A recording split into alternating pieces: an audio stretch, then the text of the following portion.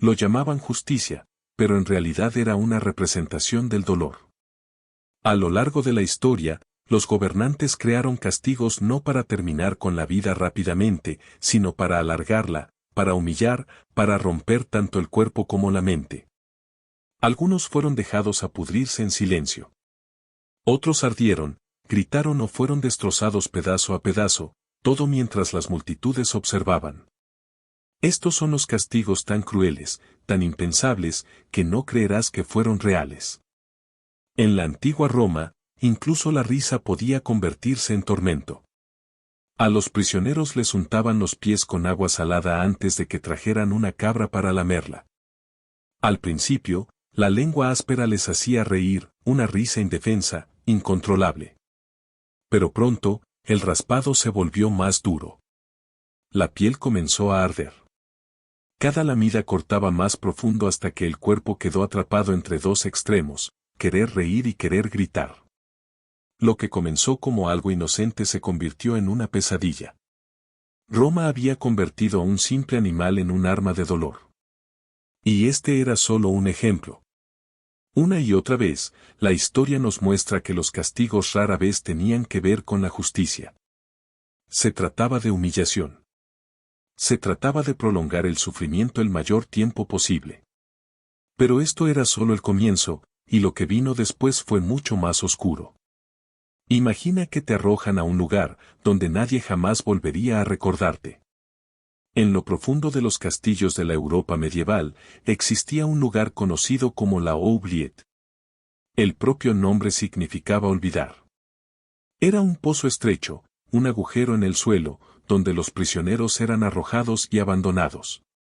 No había puerta, no había escape, solo una trampilla arriba que se cerraba de golpe, cortándolos del mundo para siempre. Dentro, solo había oscuridad. Sin aire fresco. Sin comida. Sin agua. Los roedores reptaban sobre sus cuerpos mientras se consumían en silencio. Para aquellos arrojados a la Oubliette, la muerte no llegaba rápidamente, llegaba lentamente, en forma de hambre, locura y desesperación. Y sin embargo, esto estaba lejos de ser lo peor. Porque en la Edad Media, las mazmorras no eran las únicas herramientas del terror. Crearon dispositivos diseñados no solo para confinar, sino para desgarrar carne, derramar sangre y exhibir la agonía para que todos la vieran. Pero si la oscuridad no era suficiente, algunos castigos convirtieron el dolor en un espectáculo. ¿Y si tu muerte no fuera privada, sino un espectáculo para miles? En el sur de Asia, los elefantes, símbolos de poder y majestad, fueron convertidos en verdugos. Bajo el mando de sus cuidadores, estas bestias aplastaban cuerpos humanos bajo su peso. A veces se les ataban cuchillas a los colmillos, a veces las víctimas eran alzadas alto en el aire antes de ser arrojadas para el golpe final. No era solo castigo. Era teatro. Una representación de la muerte, escenificada para multitudes que miraban con miedo. Durante la Inquisición española existía el tenedor del hereje, un dispositivo de hierro fuertemente ajustado alrededor del cuello. Dos púas afiladas se clavaban en el pecho y la garganta, obligando a la víctima a permanecer completamente inmóvil. Un solo movimiento significaba desgarrar la carne. Silenciaba la voz, silenciaba los gritos, pero no el sufrimiento. Y en el mar, los marineros enfrentaban un horror conocido como el Auling. Atados con cuerdas y arrastrados bajo el barco, sus cuerpos se raspaban contra percebes afilados que desgarraban la piel hasta el hueso. Los sacaban solo el tiempo suficiente para respirar, antes de volver a arrastrarlos bajo el agua. Estos castigos no estaban pensados para matar rápido. Estaban diseñados para mantener a las víctimas vivas, para que la agonía durara más, para que la multitud pudiera presenciar cada momento. Y cuanto más creativos se volvían los gobernantes, más monstruosos se hacían los métodos. Algunos castigos no solo terminaban la vida, destruían el cuerpo pedazo a pedazo. El potro fue uno de los dispositivos más temidos de la historia. Las víctimas eran atadas de manos y pies, sus cuerpos estirados mientras los rodillos giraban más y más fuerte. Las articulaciones crujían. Los hombros se rompían. Los músculos se desgarraban mientras los gritos resonaban en la cámara. Y aún así, el torturador seguía girando la rueda, lentamente, solo para ver cuánto podía soportar el cuerpo humano antes de romperse por completo. Luego vino la cuna de Judas. Una pirámide de madera, aparentemente simple, pero devastadora. Los prisioneros eran atados y bajados sobre su punta afilada, forzados a soportar una humillación y un dolor insoportables. Cada momento era una batalla entre resistir la gravedad o sucumbir a ella. Lo peor era que podía durar horas, a veces días. Y después estaba la rueda rompedora.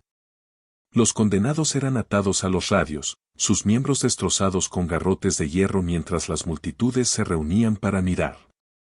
Hueso tras hueso se rompía, dejando cuerpos retorcidos y enredados en la rueda hasta que finalmente llegaba la muerte, lenta, agonizante y a la vista de todos. Pero si el metal y la madera podían hacer esto, espera a oír lo que se hacía con fuego. Cuando la crueldad se encontraba con el fuego, el castigo se convertía en un horno de dolor. La silla de hierro era un asiento de puro terror. Cubierta con cientos de púas, las víctimas eran amarradas tan fuertemente que cada respiración hundía el acero más en su piel. Debajo de las sillas se encendía un fuego. A medida que las llamas subían, las púas se calentaban, quemando la carne desde dentro hacia afuera. Era una tortura que combinaba el dolor punzante con la lenta quemadura del fuego, sufrimiento sobre sufrimiento. Luego vino el toro de bronce. Una estatua hueca de bronce, con forma de bestia. Las víctimas eran encerradas dentro mientras las llamas rugían debajo. A medida que el metal se calentaba, sus gritos resonaban a través de tubos ocultos, transformándose en el bramido de un toro furioso. Un dispositivo tan cruel, que convertía la agonía humana en espectáculo. Y después estaba el garrote. A primera vista, parecía misericordioso comparado con el fuego. Una cuerda o un collar de hierro se presionaba alrededor del cuello hasta cortar la respiración. Rápido, eficiente, pero aún así realizado en plazas públicas, un recordatorio final de que ningún hereje o traidor escapaba sin espectáculo. Y mientras el fuego ardía, algunos castigos ponían a las víctimas cara a cara con animales. ¿Qué pasa cuando quedas atrapado en un saco, con una serpiente, un mono y un perro? En la antigua Roma, el castigo por matar a uno de los propios padres se llamaba poena cujei. Los condenados eran golpeados, luego cocidos en un saco junto con un perro, una víbora, un gallo y un mono. Una vez cerrado, el saco era arrojado al río. Dentro, estallaba el pánico, garras desgarrando, colmillos atacando, veneno extendiéndose. No había escape. La muerte llegaba no solo por ahogamiento, sino por el caos de animales atacando en un terror ciego. Y luego estaba el escafismo. Tal vez la invención más cruel de todas. Las víctimas quedaban atrapadas entre dos botes, sus cuerpos untados con leche y miel hasta que enjambres de insectos los devoraban vivos. Día tras día, se cocían bajo el sol, mordidos, picados, infectados, pudriéndose lentamente mientras seguían conscientes. Estos castigos nunca fueron solo sobre matar. Eran mensajes, diseñados para aterrorizar sociedades enteras hasta la obediencia. Cada grito, cada detalle grotesco, estaba diseñado como una advertencia: esto es lo que pasa cuando desafías al poder. Pero el terror alcanzó su punto máximo con un hombre que inspiró la leyenda de Drácula.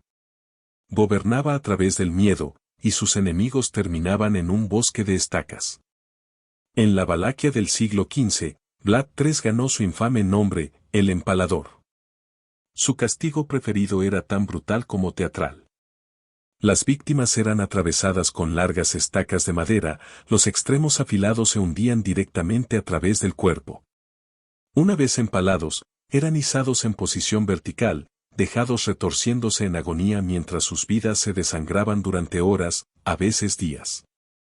Pero Vlad no se detuvo en unas pocas ejecuciones. Convirtió la muerte en un paisaje. Campos enteros se llenaron de cuerpos en estacas, miles de víctimas, alineando caminos y valles, un bosque grotesco de sufrimiento humano. No era solo castigo. Era guerra psicológica. Los ejércitos que se acercaban no eran recibidos con gritos de batalla, sino con la visión misma de la muerte extendiéndose hasta el horizonte. Su crueldad se convirtió en leyenda.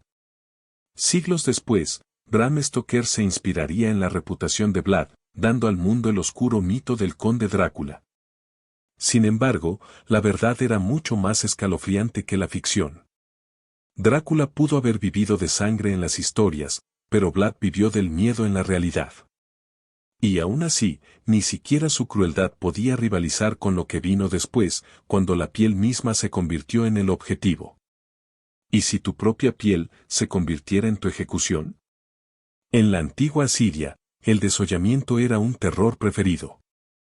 A las víctimas se les arrancaba la piel, a veces vivas, a veces después de muertas, para que sus cuerpos pudieran ser exhibidos como advertencias. Los aztecas, también, practicaban el desollamiento como parte del sacrificio ritual, arrancando la carne de sus víctimas en ceremonias destinadas a inspirar tanto miedo como asombro. Pocos castigos fueron tan horribles como convertir la propia piel de una persona en el instrumento de su muerte. Pero no toda crueldad derramaba sangre. Algunas apuntaban al orgullo.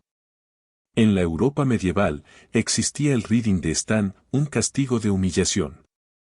Los infractores eran desfilados por las calles en un carro o un poste mientras las multitudes los abucheaban, golpeaban ollas y recitaban rimas sobre su vergüenza. Era la risa usada como arma, convirtiendo la deshonra en un festival público.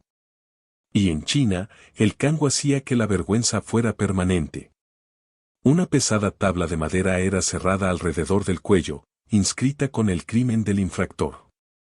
Las víctimas eran obligadas a tambalearse por los mercados, incapaces de comer, beber o siquiera recostarse, forzadas a cargar con su culpa sobre los hombros para que todos la vieran.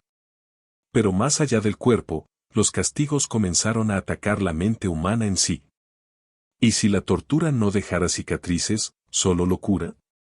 La infame tortura de la gota china demostró que el dolor no siempre requería sangre.